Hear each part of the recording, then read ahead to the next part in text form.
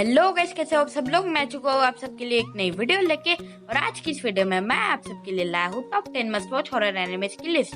And मैंने इस video में Tokyo Ghoul, Parasite the Maximum, Attack on Titan और डीमन स्लेयर जैसे एनिमेस इंक्लूड नहीं करे हैं बिकॉज वो एनिमेस बिगिनर्स के लिए है। And if you are a horror anime fan like me then watch this video till the end. So let's start the video. Number 10 पे है पैरानोइया एजेंट। ये एक साइकोलॉजिकल थ्रिलर एनिमे है and इस anime के टोटल 13 एपिसोड्स है। And हो सकता है ये एनिमे आपको एक बार में समझ में ना आए तो इस एनिमे को ड्रॉप मत कर देना। इस एनिमे को डायरेक्ट करा है लेट सातोशी कोन ने, जिन्होंने और भी ढेर सारे मास्टर पीसेस को डायरेक्ट करा है, for example perfect blue. And चलिए अब बात करते हैं इस एनिमे के बेसिक प्लॉट के बारे में। इस स्टोरी के स्टार्टिंग पॉइंट पे हमें दिखाया जाता है कि एक कैरेक्टर डिजाइनर जो कि एक लड़की है, उसने मारोमी नाम के एक टॉय कैरेक्टर को डिजाइन किया था जो कि लोगों को काफी पसंद आया और काफी पॉपुलर भी हुआ। एंड इसीलिए सब लोग उसके नेक्स्ट डिजाइन से काफी उम्मीदें लगाकर बैठे होते हैं। एंड इसलिए कैरेक्टर डिजाइनर के ऊपर स्ट्रेस बहुत बढ़ जाता है और वो डिप्रेशन में चली जाती है। एक दिन जब वो शाम में अपने घर लौट रही होती है तब उस पे एक अननोन अटैकर अटैक कर देता है जिसने गोल्डन रोलर स्केट्स और कैप पहना था। एंड उसने हाथ में एक टेढ़ा गोल्डन बेसबॉल बैट लिया था। कैरेक्टर डिजाइनर के केस के इन्वेस्टिगेशन के लिए 2 पुलिस वालों को भेजा जाता है और वो दोनों इसकी स्टोरी पे बिलीव नहीं करते, पर जब बाद में और भी लोगों के साथ ऐसा होने लगता है तो फिर ये एक बहुत ही बड़ा सस्पेंसफुल टॉपिक बन जाता है लोगों के बीच। इसके रूमर्स फैलने लगते हैं और वो लोग उस अटैकर को शोनेन बैट नाम देते हैं। शोनेन बैट ऐसे ही किसी पे हमला कर देता है। वो कहाँ से आया था इसके बारे में किसी को कुछ नहीं पता। पुलिस उसे पकड़ पाती है या नहीं ये जानने के लिए आपको ये एनिमे देखना होगा।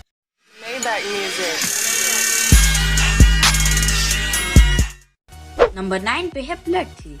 इस एनिमे की स्टोरी ये होती है, इस एनिमे की मेन कैरेक्टर है वो दिन में तो एक आम इंसान होती है, पर रात होते ही वो एक स्लेयर बन जाती है जो मॉन्स्टर से लड़ती है।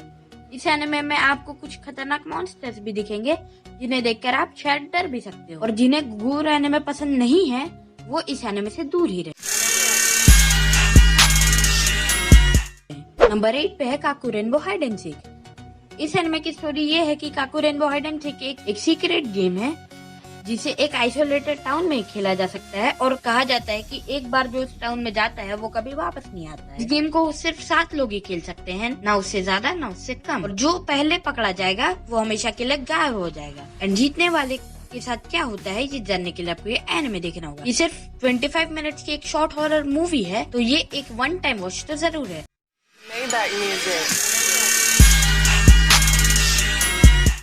नंबर 7 पे है हिगुराशी व्हेन दे ग्रेट। इस एनिमे की स्टोरी सेट है अर्ली 1980s में के अराउंड एक छोटे से गांव, जिस गांव में ज्यादातर कोई आता जाता नहीं है। इस गांव में एक ट्रांसफर स्टूडेंट रहने आता है और वहाँ पे उसके नए दोस्त भी बन जाते हैं, पर अचानक वो लड़का उस गांव में कुछ स्ट्रेंज चीजें नोटिस करता है, कुछ ऐसी रहस्यमय चीजें जो उसे इस गांव में छुपे रहस्य से रूबरू कराती है। एक श्रापित गांव जिसमें सदियों से कुछ ऐसी रूढ़ी परंपराएं चलती आ रही है जिसके बारे में इस एनिमे का मेन प्रोटैगनिस्ट ना ही जाने तो अच्छा है। और ये एग्जैक्टली इसकी बेसिक स्टोरी लाइन नहीं है। एंड इस एनिमे को एनिमेट किया है स्टूडियो डीन ने। इस एनिमे के 2 सीजन्स हैं एंड दोनों सीजन्स को मिला के इसके टोटल 50 एपिसोड है एंड साथ ही 5 OVAs भी हैं।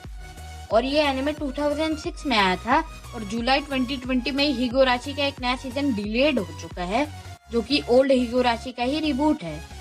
एंड इसका आर्ट स्टाइल पुराने वाले से बहुत बेहतर है और अब इसे एनिमेट कर रहा है स्टूडियो पैशन।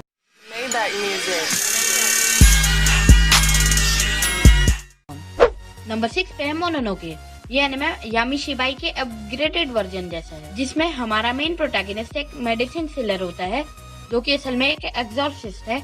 एंड इस एनिमे की हर एक स्टोरी सिर्फ 2 या 3 एपिसोड्स तक चलती है एंड इसके टोटल 12 एपिसोड्स हैं। मैं इससे ज्यादा नहीं बता सकता वरना स्पॉइलर हो जाएगा।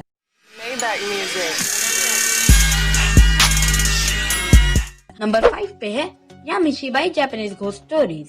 इस एनिमे के हर एपिसोड में एक नई स्टोरी होती है एंड इसका हर एपिसोड 4 to 5 मिनट्स तक का ही होता है। एंड इसका आर्ट स्टाइल बिल्कुल अलग है बाकी एनिमे से एंड बहुत यूनिक भी। इस एनिमे के टोटल 8 सीजन्स है और हर सीजन में 13 एपिसोड्स हैं।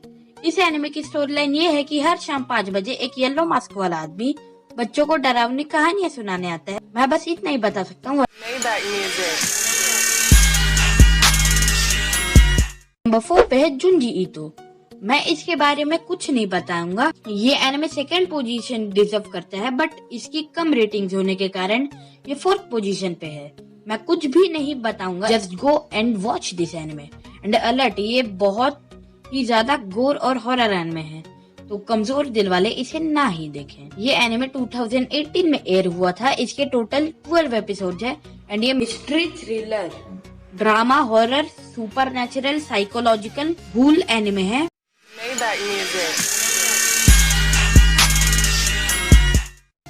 नंबर 3 पे है अनदर। इस एनिमे के 12 एपिसोड्स हैं एंड इसकी स्टोरी ये है कि मे मिसाकी एक बहुत ही पॉपुलर स्टूडेंट है जिसकी अचानक से मौत हो जाती है और उसकी मौत से उसके क्लास को बहुत बड़ा सदमा लगता है एंड वो ऐसे प्रिटेंड करने लगते हैं कि मे मिसाकी अभी भी जिंदा है। और जब उस क्लास की ग्रेजुएशन फोटो ली जाती है तब मे मिसाकी उसमें सच में दिखाई देती है और उस क्लास को श्राप लग जाता है। हर साल उस क्लास के स्टूडेंट्स मरने लगते हैं। उसी क्लास में कोइची साकाकीबारा, जो कि एक ट्रांसफर स्टूडेंट है, वो 26 साल बाद एडमिशन लेता है और उन डेथ्स को रोकने की कोशिश करता है। और अगर मैंने इसके आगे स्टोरी के बारे में कुछ भी बताया तो वो बहुत बड़ा स्पॉइलर हो जाएगा। नंबर 2 पे है कोच पार्टी टॉर्चर्ड सोल्स। इस एनिमे के सिर्फ 4 एपिसोड्स है जो कि 29 मिनट्स प्लस है। इस एनिमे की स्टोरी 7 स्टूडेंट्स के बारे में है जो अपनी दोस्ती को बरकरार रखने के लिए एक टोटका करते हैं, जिसमें एक टीचर और एक कैरेक्टर की छोटी बहन भी शामिल हो जाती है। और उस टोटके के होने के बाद एक भूकंप आता है, जिसके बाद वो सब एक घोस्ट एलिमेंट्री में पहुंच जाते हैं जिसे सालों पहले तोड़ के उसी जगह पे उनका स्कूल बना हुआ था। फिर उसके बाद स्टार्ट होते हैं हॉरर एलिमेंट्स जो कि बहुत ज्यादा डरावने हैं, तो कमजोर दिल वाले इसे भी ना देखें।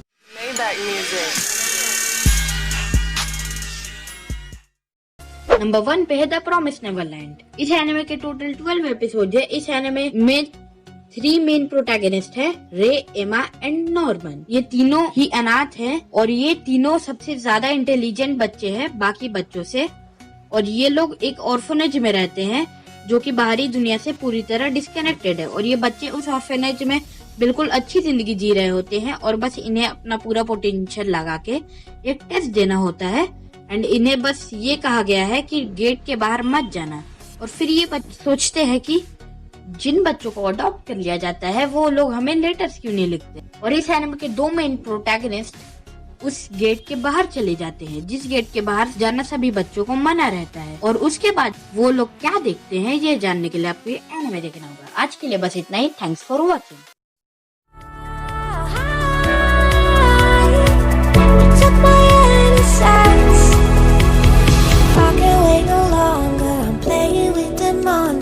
Everything that brought me alive, but we're all like monsters, playing with the monsters.